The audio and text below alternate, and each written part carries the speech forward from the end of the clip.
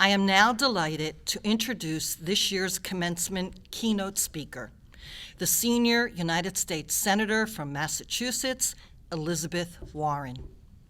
Senator Warren was the first woman ever elected to the United States Senate from Massachusetts, and that was just a short time ago, in 2012.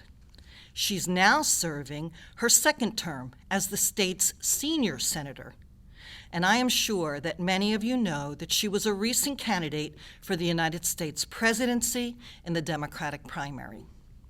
Senator Warren grew up in Oklahoma, just on the ragged edge of the middle class.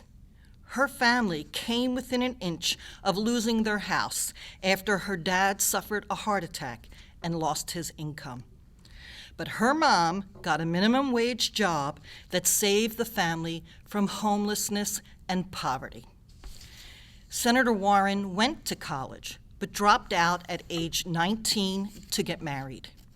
She had a burning desire, like many of you, to get that college degree, and was fortunate to get a second chance at a nearby public college that was affordable to her and her struggling new family.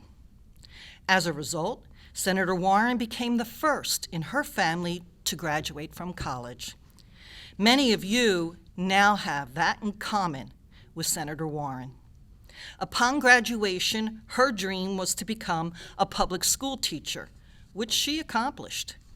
Today, Senator Warren is one of the nation's leading progressive voices, fighting for big structural change that would transform our economy and rebuild the middle class. She's proved to be a fearless consumer advocate who has made her life's work fighting for families to have the opportunities to thrive. She's become famous for her focus on consumer protection, economic opportunity, and rebuilding the social safety net. After the 2000 economic crisis and crash, she fought to create the Consumer Financial Protection Bureau to prevent folks from getting scammed by big banks and lenders who would take advantage of the desperation that many families faced in holding on to their houses. Now Senator Warren continues her advocacy and concern for students like you through advocacy on affordable college, eliminating student loan debt, and building an economy where those of you who work hard every day have a shot at a good life for yourself and for your family. All of this work in the good fight helps to demonstrate that women are very capable of senior leadership and deserve a seat in places of power. I'm honored to welcome the senior United States Senator of Massachusetts, Elizabeth Warren. Hello, class of 2020. Commencement speakers have two jobs: be quick and to the point, which I assure you that I will do today, but the other job is to give some advice that might be helpful along the way. So here we go. We start with the undeniable truth that this is a time of tremendous crisis for our nation and for the entire world. Across the country, people are protesting to give voice to the injustice, pain, and trauma that Black Americans have endured for far too long. They're taking to the streets to demand justice for George Floyd, Breonna Taylor, Ahmaud Arbery, and so many more. People are also battling a virus that threatens lives around this world. In times of great upheaval, it can be easy to let fear, anxiety, and hopelessness rule the day. And there's a lot to be afraid of right now. But today, for just a few minutes, as we mark this monumental achievement, I offer you this. How you respond to this extraordinary time is your choice. So, choose resilience and creativity over hopelessness and fear. So here's what I mean. As a nation, we have faced periods of tremendous upheaval before, and we have made hopeful choices. For example, when the Great Depression hit and put millions of people out of work and millions more lost their homes or their farms, we responded with a New Deal that, for the first time, created unemployment insurance, ended child labor, guaranteed the right to join a union, built Social Security, made it easier to get a mortgage to buy a home, and overall created more security for generations of Americans. Those were hopeful choices. When World War II ravaged the world, killing tens of millions of people and displacing millions more abroad, here at home, women stepped up and joined the workforce and laid the foundation for the women's movement. Those were hopeful choices. Even as African Americans faced brutal segregation and discrimination, when our country was at risk during World War II, they answered the call to serve, an act of courage that became a catalyst for the civil rights movement. Those were hopeful choices. And in 2008, when greed and corruption tanked our economy and millions of Americans lost their jobs, their homes, and their savings, we fought for a consumer agency that would protect consumers from big banks and predatory financial institutions. And we built the Consumer Financial Protection Bureau that has forced the cheaters to return more than $12 billion directly to the working families they cheated. That was a hopeful choice. At every crucial turning point in our history, we have had the opportunity to be resilient and creative. And when we've seized on that opportunity, we have come out of the crisis as a better nation. There's a reason that a crisis can open the door for a better world. Tragedy and adversity force us to let go of what we know and thrust us into considering a world of new possibilities. And that opening changes everything. Right now, people are suffering, people are sick, people are scared. And no, it's not good. This is not the moment that we had expected. This is not the moment that we had hoped for. But this is the moment we have been called to. So the question falls to us: how will we emerge from this crisis? Will we consider a world of new possibilities? The racist violence that killed George Floyd, Ahmaud Arbery, and Breonna Taylor is not new in America. As a nation, we have some serious soul-searching to do. Racial disparities persist in wealth, education, employment, housing, and healthcare, and it is long past time for us to take up meaningful action to dismantle systemic racism. We have to make real change in our country, and that change must start with our criminal justice system.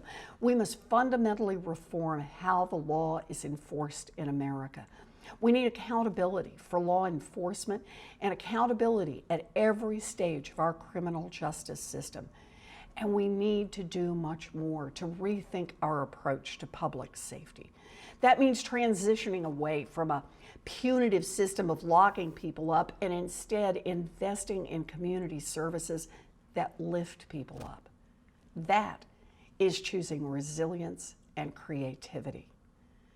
And when it comes to COVID-19, we must have the courage to say out loud that the coronavirus outbreak has laid bare the deep inequities that existed in America long before this virus hit our shores.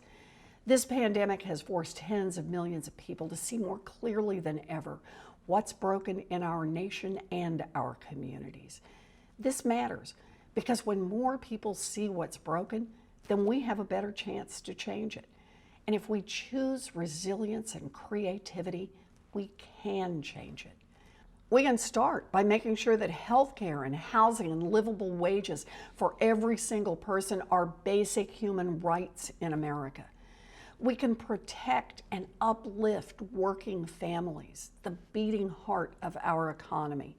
And we can tackle the legacy of systemic racism and discrimination across our basic systems, tackle it head on to build a fairer, more equal, and more just America.